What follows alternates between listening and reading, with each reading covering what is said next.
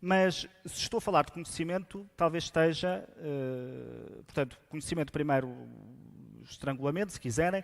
O segundo, o facto do setor ainda não ter consensualizado qual é que é o critério pelo qual avalia. Portanto, às segundas, terças e quartas, dizemos que queremos turistas que gastem mais dinheiro. Às quartas, quintas e sextas, ou às quintas, sextas e sábados, estamos a dizer, bom, subiram as receitas, mas o número de turistas não aumenta.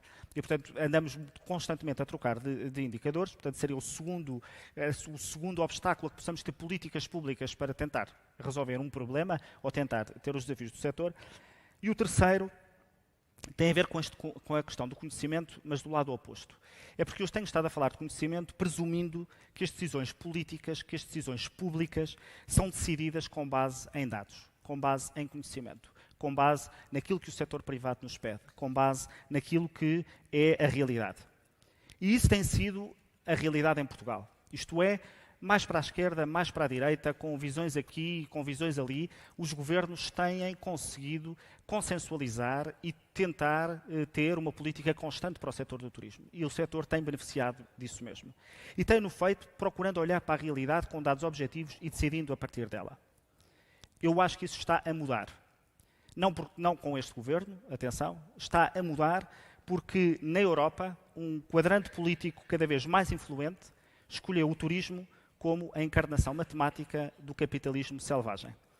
Não é só cá em Portugal, aliás, o pior ainda nem sequer chegou a Portugal, mas em Espanha, França, Holanda, Alemanha e Itália, os setores anticapitalistas, alguns deles em governos, municipais e autonómicos, olham para o turismo como o símbolo da globalização, do capitalismo, o sinónimo da gentrificação, do emprego de baixas qualificações. E não há dúvida de que o turismo é um exemplo de capitalismo. Isso eu não tenho dúvidas. Porque graças à economia global, o turismo cresce como nunca cresceu e há cada vez mais gente que antes não podia viajar e passa hoje a poder viajar. O turismo deixou de ser um fenómeno de elites e passou a ser um fenómeno de massas, porque há menos gente pobre no mundo e isso tem que ver com a economia global. E não é por isso de estranhar que aqueles que olham para o capitalismo ou para a economia de mercado com nojo, que olham para a liberdade de circulação com desconfiança, para a liberdade empresarial com alguma desconfiança, que olhem para o turismo com nojo. Mesmo quando os próprios anticapitalistas viajam. Quando eles viajam, nunca tiram lugar aos nacionais, nunca são mais uma pessoa no trânsito, nunca são mais uma pessoa que está a fazer aumentar os preços dos restaurantes da zona. O problema são os outros. Mas estava a dizer que em vários países europeus tem havido várias manifestações anti-turismo. E não é manifestações políticas de boca, manifestações na rua, a tirar ovos a turistas, a tirar ovos a novas lojas, a novos restaurantes, a novos negócios. São manifestações contra restaurantes, contra startups, contra guias turísticos, contra autocarros turísticos. Isto gera, evidentemente, insegurança. Se um turista acha que não está a ser bem acolhido num sítio, a mensagem passa-se e não vai para lá. Mas é mais do que isto. Na Alemanha, a Google desistiu de se instalar em Berlim por causa de manifestações contra a instalação da Google em Berlim. Manifestações consecutivas da esquerda anticapitalista em nome de uma Berlim mais autêntica, sem multinacionais americanas. Desistiu. Não foi. E, portanto, quando os próprios empresários começam a não se sentir bem acolhidos, em países onde o turismo passa a ser algo de negativo, isto tem consequências para a vossa atividade. E isto veio para ficar, sobretudo porque a consolidação do turismo trouxe a consolidação das suas externalidades negativas, porque elas existem, como é evidente. E esses setores pegam no turismo como exemplo para prosseguir a sua ideologia. E, portanto, até é mais fácil agredir verbalmente turistas do que agredir verbalmente pessoas nacionais.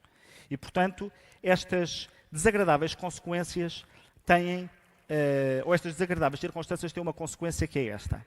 O turismo passou a estar politizado nas suas discussões. As decisões deixaram de ser técnicas, empresariais e vão passar a ser e estar na mão de equilíbrios políticos onde esta gente anti-turismo está e onde tem força. Em Portugal tivemos um exemplo disso e nem sequer é responsabilidade do governo. O alojamento local. Quem legislou sobre o alojamento local não foi o Governo, foi a Assembleia da República. E fê-lo com um emaranhado de normas contraditórias entre si, que não obedeceram a nenhum critério técnico e obedeceram apenas a pessoas que tinham que salvar a face perante as afirmações que tinham feito. E, portanto, acabámos com uma lei, como qualquer pessoa que aplica a lei sabe, desastrosa, apenas porque era necessário fazer política com o alojamento local, em vez de se decidir com a cabeça, tronco e membros. Mas quem acha que isto vai ficar pelo alojamento local, eu penso que está enganado. Porque o problema não é o alojamento local, o problema é o turismo enquanto atividade lucrativa. Do novo aeroporto, às novas leis de licenciamento comercial, à instalação de hotéis, a novas burocracias do setor, cortes orçamentais, tudo no turismo vai passar a estar sujeito à politização. Não vão ser critérios técnicos, vão ser critérios políticos que vão decidir estas matérias. E vai-se perder a estabilidade, a previsibilidade e o consenso. Eu sei que posso parecer que estou a exagerar.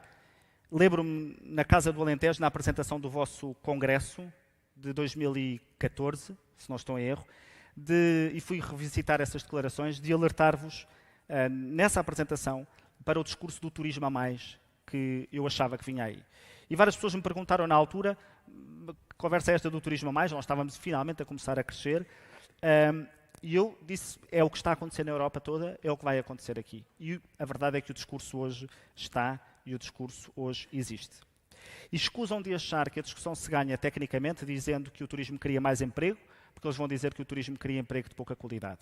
De vir dizer que o turismo gera receitas, porque eles vão dizer que essas receitas vão beneficiar os mais ricos à custa dos mais pobres.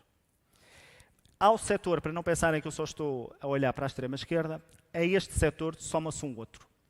À direita, de que desconfiam da liberdade de circulação, que gostam de fechar fronteiras e que acham que Portugal ou qualquer outro país está melhor se puder mandar nas suas fronteiras e puder ter um regime muito diferente daquele que tem hoje. Também aí, em matéria de vistos, em matéria de burocracias à entrada, podemos ter novos problemas numa Europa que é confrontada com forças que defendem o reforço das fronteiras e o reforço da soberania nacional em algumas matérias, e isso vai ter seguramente implicações no setor do turismo. E, portanto, o terceiro obstáculo que eu gostava de vos dizer, perdi algum tempo com ele porque eu não o vejo falar muito, é a politização excessiva do turismo enquanto arma de oposição a um mundo global, se quiserem, a um mundo que é aquele em que vivemos.